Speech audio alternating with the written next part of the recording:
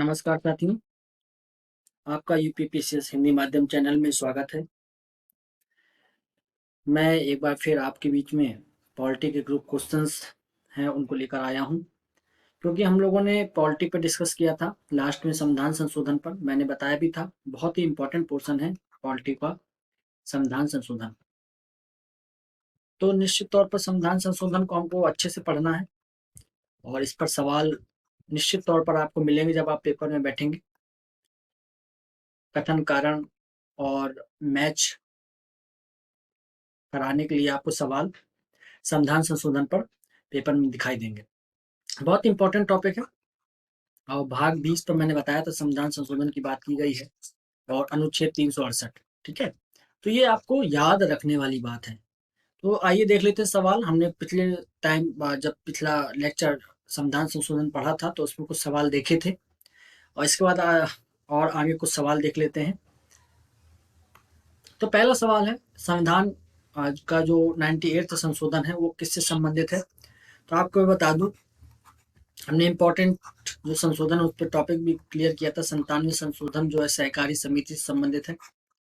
98 जो है वो आपका एनजेएसी से संबंधित है, नेशनल जुडिशियल नियुक्ति बढ़ाने के लिए, जिसमें हम माननीय सुप्रीम कोर्ट और हाई कोर्ट के जजों की नियुक्ति करेंगे।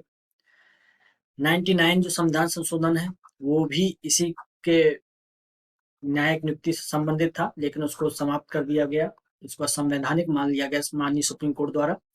और एक 100th संविधान संशोधन है जिसको हमने बोला था बांग्लादेश और भारत की सीमाओं के मध्य। 101 जीएसटी से संबंधित था, है ना, हम लोगों ने चर्चा की थी। 102 जो है आपके पिछड़ा वर्ग आयोग से संबंधित था। 103 आपके ईडब्ल्यूएस।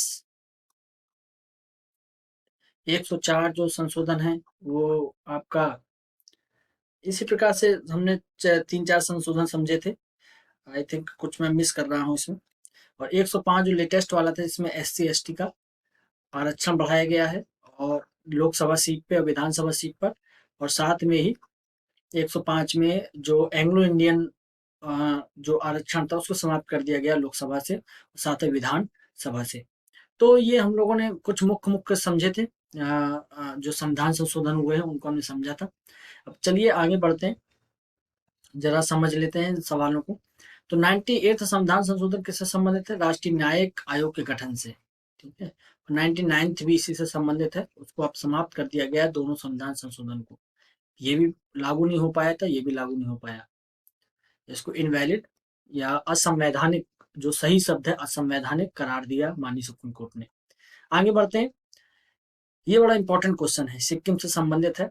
तो आपको पता होना चाहिए, इसमें कई तरीके की चीजें आपको इसके सॉल्यूशन में मिल जाएंगी। एक तो सिक्किम की बात आपको पता चल जाएगी और इसके साथ साथ इसके संविधान संशोधन और इसमें कई प्रकार की जनजातियां जो हैं उन सबकी जानकारी हो जाएगी। तो पहला जो वाक्य है इसमें वो ये है कि 1975 में भारत का अभिन्न अंग बना। तो ये बिल्कुल सत्य बात है, 1975 में ही ये भारत का अंग बना था और 1975 में 36th अमेंडमेंट आया था। ठीक है, उसके तहत ये 1975 में भारत का संविधान अंग बना था, भारत का हिस्सा बना था। और साथ में इसके साथ 371F करके एक और एक्ट जोड़ा गया था। 371 एक्चुअली में एक ऐसा आर्टिकल है जिसमें विभिन्न प्रकार के, जैसे मणिपुर है, नागालैंड है और गुजरात है, या जैसे विभिन्न प्रकार के जो क्षेत्र हैं, आंध्र प्रदेश है, जिसमें विभिन्न प्रकार की जनजातियां पाई जाती हैं किसी विशेष क्षेत्र में, उनके लिए विशेष उपबंध किए गए हैं, उनकी चर्चा इसमें की गई है। तो 371F जोड़ा गया था 1975 में। तो ये भी आपको याद रखना, 371F ये जो सिक्किम से संबंधित विशेष उपबंध की बात करता है। जैसे कि सिक्किम में लोग एक जमीन खरीदने में पाबंदी होगी और सिक्किम के लोगों के लिए कुछ अलग से विशेष छूट होगी नियमों में, इस प्रकार की चीजें इसमें जोड़ी गई थी। और 36th अमेंडमेंट के द्वारा जो सिक्किम है उसको भारत में मिलाया गया था, भारत सिक्किम के लोग भारत में शामिल हो गए थे। इसे वनस्पति शास्त्रियों का स्वर्ग माना जाता है। बिल्कुल, सिक्किम में विभिन्न प्रकार की जो वनस्पतियां हैं वो आपको देखने को मिलेंगी। आप ऊंचाई पर जाते जाएंगे तो वहाँ एक रोडेंड्रॉन करके बड़ा इंपॉर्टेंट पौधा मिलता है और इसका औषधि में बड़ा उपयोग किया जाता है, तो वो भी यहाँ मिलता है। ये वनस्पति शास्त्रियों का स्वर्ग है। इसकी मुख्य निवासी लेप्चा जनजाति है, तो लेप्चा भूतिया करके एक जनजाति पाई जाती है, भूतिया। ये ट्रांस ह्यूमंस हैं जो मतलब गर्मी के समय में पहाड़ों पर रहते हैं, और सर्दी हो जाती है तो पहाड़ों पर बर्फ हो जाती है, तो अपने पशुओं के साथ ये मैदानों की तरफ आ जाते हैं। तो लेप्चा भूटिया जनजाति है, तो इसमें जो तीनों कथन है वो सही है, तो हमको ये बात याद रखनी है। तो हमने यहाँ से क्या क्या सीखा? एक तो सीखा सीखा कि सिक्किम जो है 36 अमेंडमेंट से मिला। 36 अमेंडमेंट कब लागू हुआ था? 1975 में। तो आप सोचिए 1976 में 42वां संविधान संशोधन हो गया था। कितनी तेजी से संशोधन हुए हैं यहाँ, 6-7, है ना, 6-7 संशोधन हुए। तो ये आपको एक आइडिया होना चाहिए मोटा। सिक्किम बड़ा इंपॉर्टेंट पोर्शन है, आप लोग भी घूमने की इच्छा रखते होंगे सिक्किम में, आप सिक्किम का यूट्यूब में वीडियो डालिए, बड़ा अच्छी जगह मिल जाएगी। एक युमथांग वैली है वहाँ पर, बड़ी इंपॉर्टेंट। और नाथुला पास है, आपको ज्योग्राफी में मैंने पढ़ाया था, नाथुला पास है यहाँ पर। और इसके बाद इसकी सीमा जो है, इसमें एक इम्पोर्टेंट चोटी है अपनी, कंचनजंगा, कंचनजंगा नेशनल पार्क, आपने नाम सुना होगा, बड़ा इंपॉर्टेंट है। ये बायोस्फीयर रिजर्व भी है, और मिश्रित बायोस्फीयर रिजर्व है ना, प्राकृतिक भी और एक तरीके से उसमें प्राकृतिक के साथ साथ मानवीय दृष्टिकोण से भी वो रिजर्व है। ये इसलिए जो प्राकृतिक और मानवीय दोनों होते हैं तो वो मिश्रित रिजर्व में आता है। चलिए आगे बढ़ते हैं, हमने बहुत सारी बातें सिक्किम के बारे में समझी। ये है 44वां सांविधिक जो संशोधन था 1978, 44वां 1978 में हुआ था।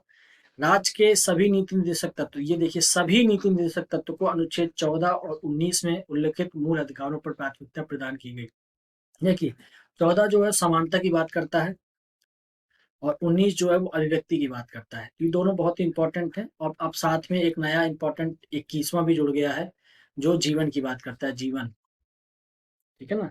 जीवन का जो मूल है, जीवन की स्वतंत्रता है और जीवन के अधिकार की बात करता है, वो 21वां संविधान संशोधन है। अब ये तीनों ही बहुत इंपॉर्टेंट हो गए, 14, 19 और 21। तो ये कह रहा है सभी नीति निर्देशक तत्व, तो क्या ये पॉसिबल है कि 36 से लेकर जो 51 तक जो नीति निर्देशक तत्व हैं, डीपीएसपी, सभी डीपीएसपी इस पे लागू होते हैं, नीति मूल अधिकारों पर अतिक्रमण करेंगे?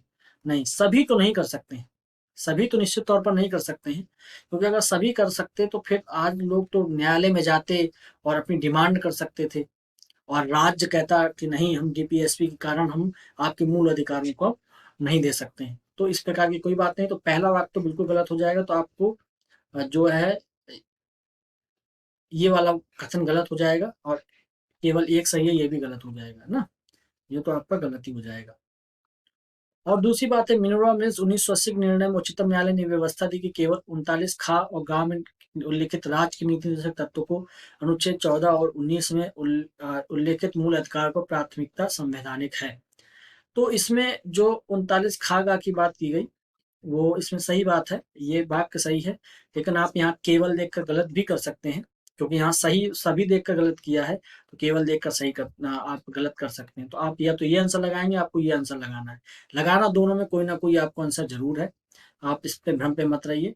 इसका सही आंसर तो सी है, लेकिन अगर आप इस तरीके से सोच रखते हैं, अपने डेवलप करते हैं सोच को, तो आप 50-50% में आ जाएंगे। अगर ऐसे आपने 20 सवाल भी कर लिए ना, तो आप एक बार प्रैक्टिस कर लेंगे तो 12 तक आपके सवाल सही हो जाएंगे। जहां आपको एक भी आंसर नहीं आता था, वहां आपने आंसर करने का प्रयास किया।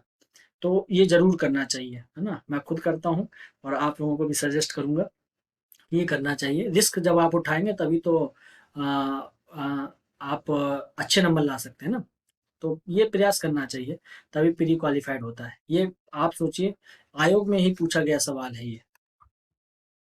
चलिए आगे बढ़ते हैं। भारत में नागरिकों के मौलिक अधिकारों में संशोधन कौन कर सकता है? तो मैंने आपको बताया था, मौलिक अधिकारों में संशोधन करना है तो बकायदा राज्यसभा और लोकसभा दोनों में बिल आना चाहिए, दोनों को पास करना चाहिए अलग अलग, है ना, और विशेष बहुमत के माध्यम से ये ये सब पास होंगे, तो इस संसद इसमें इसका सही आंसर हो जाएगा। सर्वोच्च न्यायालय केवल रिव्यू करता है चीजों को, ये संविधान से संबंधित चीजों को रिव्यू करता है।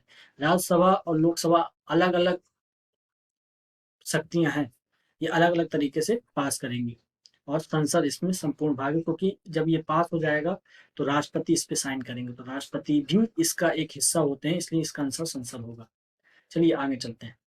भारत के सर्वोच्च न्यायालय ने संविधान के आधारभूत ढांचे के सिद्धांत को स्पष्ट किया, तो केशवानंद भारती मामले में किया था। और आपको एक मामला ये भी याद रखना चाहिए गोलकनाथ का। गोलकनाथ के मामले में कहा था कि जो सरकार है, संसद है, वो किसी भी संविधान मूल अधिकार पर संशोधन नहीं कर सकती है। लेकिन केशवानंद भारती ने कहा कि नहीं, वो कर सकती है, लेकिन मूल ढांचे पे कोई भी परिवर्तन नहीं आना चाहिए, है ना? तो ये आपको समझ लेना चाहिए इस चीज को। फिर उसके बाद 1980 में मिनर्वा मिल्स का केस आता है। उसमें फिर वो वही बात दोहराती है कि मूल ढांचे में कोई परिवर्तन नहीं कर सकती है। हालांकि संसद संविधान के किसी भी भाग में संशोधन कर सकती है, लेकिन मूल ढांचे से साथ छेड़छाड़ नहीं करेगी। तो केशवानंद भारती मामला बड़ा इंपॉर्टेंट है, ये आपको पता होना चाहिए। तो ये 1973, इसकी डेट भी याद रखिएगा, ये कभी कभी क्रम लगाने में आ जाता है। गोलकनाथ में 1967 और केशवानंद में 1973। चलिए आज आगे चलते हैं। भारत का कौन सा संविधान संशोधन अधिनियम गुड्स एंड सर्विस टैक्स, ये बात कर रहा है जीएसटी की, कि प्रावधान करता है? तो ये 101 है, मैंने आपको बताया भी था 2016 में 101 आया था। 100वां है बांग्लादेश और भारत के बीच में जो जमीन को लेकर बंटवारा हुआ, मतलब उसके कुछ क्षेत्र भारत में थे, भारत के कुछ क्षेत्र बांग्लादेश में थे।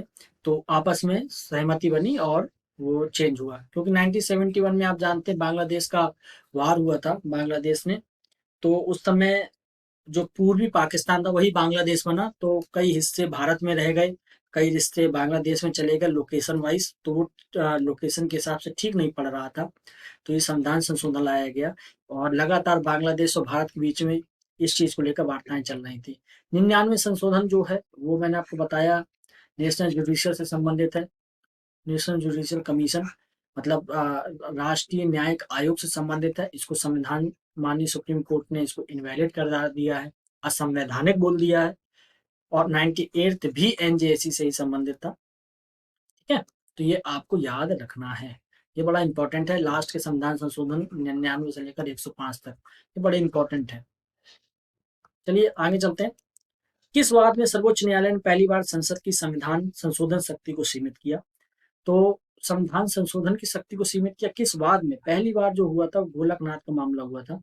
गोलकनाथ में साफ साफ कह दिया था कि जो सरकार है वो किसी भी प्रकार का संशोधन नहीं कर सकती है मूल अधिकारों में। तो इस प्रकार से सरकार की शक्तियों को छीन लिया था उसने, तो गोलकनाथ बनाम पंजाब मामले में। लेकिन केशवानंद भारती मामले में मूल ढांचा आ गया, और इसी मूल ढांचे को दोबारा मिनर्वा में 1980 में इस मूल ढांचे को पुनः माननीय सुप्रीम कोर्ट ने वैलिड करार दिया। कहा मूल ढांचे में परिवर्तन नहीं होना चाहिए, आप संविधान के किसी भी भाग में संशोधन कर सकते हैं। चलिए आगे बढ़ते हैं। केशवानंद भारती केस का महत्व इसलिए है कि उसने भारतीय जो जो संशोधन है उसमें मूल विशेषताओं को प्रतिपादित किया। ये मूल विशेषताओं से लेना देना मूल ढांचे से ही है। मूल ढांचा मूल विशेषता सब बात एक ही है, तो ये आपको पता होना चाहिए। उसने कार्यपालिका के आदेशों को दरकिनार कर दिया, ऐसा कुछ नहीं है। संघीय सरकार को कटघरे में, ऐसा भी कुछ नहीं है। उपयुक्त में से कोई नहीं, तो ये ऑप्शन डी ऑप्शन हो जाएगा। आगे बढ़ते हैं। 19 में सरकारी समितियां शब्द जोड़ा गया। 19 में सरकारी समितियां या सहकारी समितियां शब्द जोड़ा गया। तो ये किसके तहत जोड़ा गया था? तो 97 के संविधान संशोधन सहकारी समिति संविधान संशोधन संबंधित है। सहकारी समिति, तो सहकारी समिति आपको मैंने बता दिया है।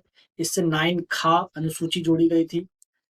19(1)(c) जोड़ा गया। 42 में भी इसमें संशोधन किया गया, डीपीएसपी में, मूल अधिकार में, अनुसूची में। तो आपको पता होना चाहिए कि कितने परिवर्तन किए गए। तो कभी कभी ऑप्शन अगर आ जाए सहकारी समितियों से संबंधित है, तो आपको इसका आंसर देना चाहिए। चलिए ठीक है, चलिए आगे बढ़ते हैं। संविधान के किस संशोधन के द्वारा केंद्रीय मंत्री की संख्या लोकसभा के कुल सदस्यों के 15% पर सीमित कर दी गई? तो 91 जो संविधान संशोधन हुआ उसके तहत ऐसा किया गया था। 91 संविधान 91 जो संशोधन है उसके तहत ऐसा किया गया था। ये आपको याद रखना है, 50%। और एक इसमें कंडीशन और है कि राज्यों के लिए ये 12 से कम नहीं होगी। ठीक है ना, 15% तक तो पूरी लिमिट है, लेकिन 12 से कम मंत्री नहीं होंगे, ये बात भी है। 12 से कम क्यों? क्योंकि दिल्ली जैसी जो विधानसभा है ना, तो दिल्ली में जो विधानसभा उसके तो ऑलरेडी सदस्य ही कम है, अगर वहां पर भी इसी कंडीशन को लगा दिया जाएगा तो केवल 6 मंत्री बनेंगे, तो ऐसा नहीं हो सकता ना। तो वहाँ 12 से कम, आप 12 मिनिमम तो बना ही सकते हैं मंत्री। तो 91 संविधान संशोधन द्वारा ऐसा बोला गया, तो ये आपको याद रखना है। चलिए आगे बढ़ते हैं, ये भी वही वाली बात है, 15% से अधिक नहीं होगा तो 91 इसका संविधान संशोधन है, बहुत इंपॉर्टेंट है, हर बार पूछा जाता है, ऐसे पूछा जाएगा या मिलाकर पूछा जाएगा। चलिए आगे चलते हैं, एससी और एसटी के संयुक्त राष्ट्रीय आयोग को किस संशोधन के अंतर्गत दो अलग निकायों में बांटा गया। तो 42वां संविधान संशोधन कोई बार चर्चा नहीं है इसमें, 44 में चर्चा नहीं की गई, 89 में उसमें चर्चा की गई है, ये आपको पता होना चाहिए, 89 में चर्चा इसकी की गई है। और 93 संशोधन उससे संबंधित है जिसमें बोला गया है कि जो विशेष मंत्री बनाए जाए, विशेष जो क्षेत्र हैं जहाँ जनजातियां हैं, और जैसे झारखंड वगैरह इस समय आ गए थे, 2000 में जब झारखंड बना, छत्तीसगढ़ बना, तो ऐसे क्षेत्रों के विकास के लिए विशेष मंत्रियों की आवश्यकता थी, तो उससे संबंधित था कि हम ऐसे प्रावधान करेंगे ताकि इन क्षेत्रों का विकास डेवलप हो। 93 संविधान संशोधन उससे संबंधित है। 42वां संविधान संशोधन मैंने आपको बताया था मिनी संविधान संशोधन कहलाता है, मिनी संविधान कहलाता है, बहुत परिवर्तन हुआ इसमें, जिसके उपलक्ष्य में किया गया था 1973 का जो केशवानंद भारती का मामला था, उसके रिटेलिएट में संसद ने ऐसा पारित किया था ताकि संसद के जो शक्तियां हैं उसको कमजोर ना किया जा सके। और 44वां संविधान संशोधन जो है वो 42वें संविधान संशोधन को की जो गलत नीतियां थी उसको कमजोर करने के लिए लाया गया था, तो ये आपको पता होना चाहिए। चलिए आगे बढ़ते हैं, ये इसमें देखिए कितनी सारी जानकारी हमको हो जाएगी, ठीक है। पहला, इसमें सुमेलित करना है, तो हमको क्या पता है, मुझे इसमें बहुत सारी चीजें पता नहीं है, मैंने आपको इनका नाम भी नोट नहीं कराया होगा, मुझे भी नहीं पता, लेकिन हमें क्या पता है वो पता होना चाहिए। संविधान 103 संशोधन, ये हमको पता है, ये किससे संबंधित है, अनुच्छेद 15 में, क्योंकि ये बात करता है ईडब्ल्यूएस की, ठीक है, तो ईडब्ल्यूएस की बात करता है, तो 15 में बात की गई आरक्षण की, तो ईडब्ल्यूएस वहां पे जोड़ा जाता है, तो अनुच्छेद 15, तो डी का 4 ऑप्शन हो जाएगा ये, तो ए ऑप्शन इसका सही हो जाएगा। मतलब कभी कभी, और जो जिसने क्वेश्चन ये बनाया था उसने इसी को आधार बनाया है क्वेश्चन को, ठीक है ना, इसी को आधार बनाकर क्वेश्चन बनाया गया है, तो इससे आंसर निकल आया। इसलिए आपको ये नहीं कि आप सारे संविधान संशोधन रटने लगे। हालांकि 96 जो संशोधन है वो 8वीं अनुसूची संशोधन है, ये भी बड़ा इंपॉर्टेंट है, क्योंकि आपने देखा होगा उड़िया, उड़िया लैंग्वेज पहले होती थी, उसको उड़िया अब लिखा जाता है, उड़िया अब ऐसे लिखा जाता है, उड़िया, तो उड़िया बोला जाने लगा, तो ये भी इंपॉर्टेंट है 96 संविधान संशोधन अधिनियम। 95 जो है वो इसलिए इंपॉर्टेंट हो जाता है इस समय याद करना, आपको पता होना चाहिए, एससी और एसटी का जो आरक्षण है उसको 10 साल के लिए और बढ़ा दिया गया था, अगले 20 सालों के लिए, सॉरी अगले आपके 10 सालों के लिए और बढ़ा दिया गया था, ताकि जो आपका जो आरक्षण है लोकसभा में और विधानसभा में एससी एसटी आरक्षण को उसको बरकरार किया जा सके। तो एससी एसटी अब 105 संविधान संशोधन द्वारा आपने देखा होगा एंग्लो इंडियन का आरक्षण समाप्त कर दिया गया है, लेकिन एससी एसटी का फिर पुनः बढ़ा दिया गया है। तो 105 से में ये 95 जुड़ता है ना, इसलिए ये इंपॉर्टेंट हो जाता है।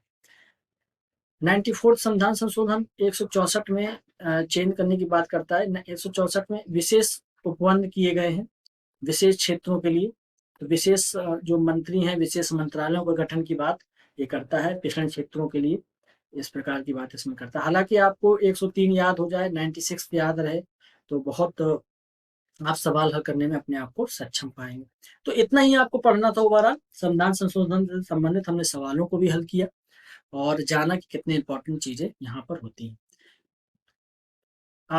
इतना ही है, और संविधान संशोधन पे कुल मिलाकर हमको इतना ही पढ़ना था, सवालों को हल किया, आप भी बार बार सवाल हल करिए और एक दो बार आप पढ़ लीजिएगा टॉपिक को, तो आपको क्लियरिटी आ जाएगी पूरे विषयों पर, ठीक है। आप टेलीग्राम चैनल भी ज्वाइन कर सकते हैं, वहां पर हम लोग आपस में बातचीत कर सकते हैं। टेलीग्राम की जो चैनल की लिंक है वो डिस्क्रिप्शन में दी हुई है, वहां पर आपको करंट अफेयर्स की पीडीएफ भी मिलती रहेगी, और अगर आपको कोई और आवश्यकता हो तो वहां पर हमारी चर्चा हो सकती है। तो आज इतना ही रखेंगे फिर, फिर मुलाकात होती है आपसे। नमस्कार।